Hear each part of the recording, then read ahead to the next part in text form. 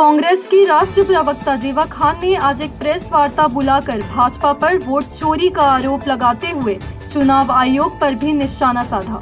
उन्होंने कहा कि यह लड़ाई लोकतंत्र और संविधान की है, जिसे कांग्रेस और पूरा विपक्ष सड़क से लेकर सदन तक मजबूती से लड़ेगा। चोरी की जा रही है और राहुल गांधी जी ने जो वोट चोरी भारतीय जनता पार्टी और इलेक्शन कमीशन मिलजुल कर किया है, उसी पर मैं बोलना चाहती हूँ और बताना चाहती हूँ कि एक वोट, एक व्यक्ति और एक वोट के जो हमारे संवैधानिक लोकतांत्रिक अधिकार को भाजपा किस तरह कुचल रही है, इसी मुद्दे पर मैं आज बात करना आप सभी से चाहती हूँ।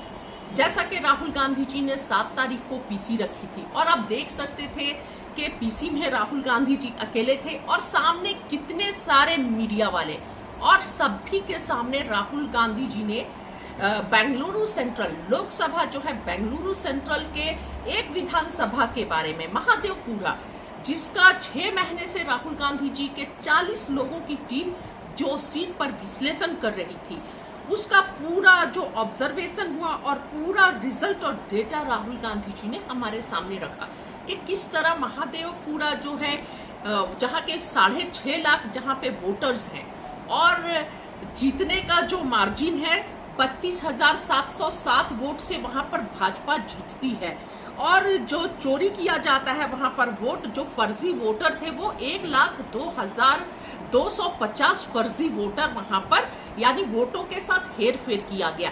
तो सिर्फ ये एक विधानसभा, पूरे देश के एक विधानसभा पर विश्लेषण किया गया तो ये एक रिजल्ट आता है कि 32,707 वोट से भाजपा जीतती है। और कितने वोटों से का हेर फेर किया जाता है, छेड़खानी की जाती है, तो 1 लाख प्लस। तो सोचिए क्या हालात है। और जिस तरह आप मतलब 5 तरह से वोटों की छेड़खानी की गई थी, वोटों को प्रभावित किया गया था। डुप्लीकेट वोटर्स उसमें थे, जो डुप्लीकेट वोटर्स की संख्या थी वो 11,000 से ज़्यादा थी। 11,965 डुप्लीकेट वोटर्स थे। महादेवपुरा में 11,965 डुप्लीकेट वोटर्स थे और फेक इनवैलिड जो एड्रेस थे वो 40,900 थे। मतलब 40,900 फेक और इनवैलिड एड्रेसेस दिए गए थे वोटर्स के। और bulk voters in a single address, एक सिंगल एड्रेस पर बहुत बल्क में वोटर्स 10,452, जिसमें आपको पता होगा कि नेशनल न्यूज़ चैनल्स के बहुत सारे न्यूज़ चैनल्स उन जगहों पर गए जहां पर एक छोटे छोटे घर में 80 लोग रह रहे हैं, बल्क में वोटर्स रह रहे हैं। और जब जाकर पता किया गया तो वहां पर कोई नहीं है, वो लोगों को पता भी नहीं कि ये वोटर लिस्ट में जैसे 80 लोगों का नाम है तो ये कौन कौन है वो पहचान भी नहीं रहे थे। तो इस तरह की छेड़खानी की गई। और इनवैलिड फोटोज, जो इनवैलिड फोटोज का इस्तेमाल किया गया वोटर लिस्ट बनने में, वो 4,132 है। कहीं पर फोटो इतने छोटे हैं कि पहचान नहीं किया जाए और कहीं पर है ही नहीं। और जो 5वां है छेड़खानी का, 33,692 जो फॉर्म 6 है, मिस यूज ऑफ फॉर्म 6 किया गया। 33,692 लोगों को इस फॉर्म 6, और फॉर्म 6 मतलब फॉर्म 6 क्या होता है, जो नए वोटर्स जो 18 साल के होते हैं उनको जोड़ा जाता है। तो फॉर्म 6 में 80 साल, 90 साल, 70 साल के वोटर्स, तो ये हास्यास्पद है। और पूरे तरह से इलेक्शन कमीशन और भारतीय जनता पार्टी मिलकर जो एक व्यक्ति एक वोट के अधिकार का हनन कर रही है और लोकतंत्र के साथ खिलवाड़ कर रही है। साफ सुथरी, और विपक्ष क्या मांग कर रहा है राहुल गांधी जी, साफ सुथरी वोटर लिस्ट हमें चाहिए, रीडेबल वोटर लिस्ट चाहिए। और कल जैसे 300 सांसद, पूरे विपक्ष के सांसद एक प्लेटफॉर्म पर एक साथ नेता प्रतिपक्ष राहुल गांधी जी के साथ इलेक्शन कमीशन के ऑफिस जा रहा था बात करने के लिए कि हमें रीडेबल वोटर लिस्ट दीजिए और जो भी बूथ पर वीडियोस होते हैं वो दीजिए, ताकि हम लोग उसका विश्लेषण कर सके और अच्छे से कर सके। लेकिन रास्ते में क्या किया जाता है, सभी को अरेस्ट कर लिया जाता है, डिटेन कर लिया जाता है। और शायद भारत के इतिहास में पहली बार एक साथ 300 सांसदों को रोक लिया जाता है, आवाज को दबाया जाता है।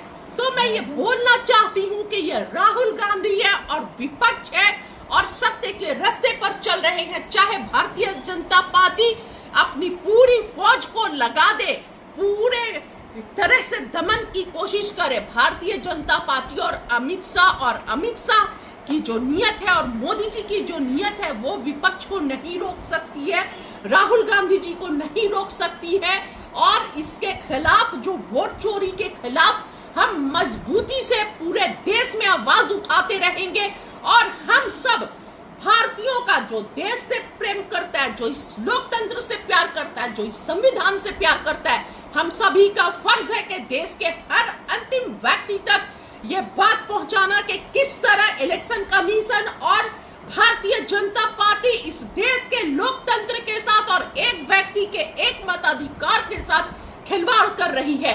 आपको पता होगा महाराष्ट्र में किस तरह विधानसभा चुनाव और लोकसभा के बीच में कितने नए वोटर्स जुड़ते हैं, 1 करोड़ के करीब। इसी तरह हरियाणा में होता है और बिहार में जो अब चल रहा है वो भी किसी से नहीं छिपा हुआ है कि किस तरह नए वोटर लिस्ट के नाम पर, वोटर को बनाने के नाम पर, किस तरह बिहार में 65 लाख मतदाताओं के भविष्य के साथ खेला जा रहा है। ये भी कहीं ना कहीं वोट चोरी का अब नया तरीका है।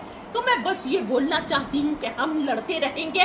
हर कांग्रेसी राहुल गांधी जी के पीछे पूरे ईमानदारी के साथ खड़ा है, राहुल जी की फौज, और ईमानदारी से लड़ते रहेंगे।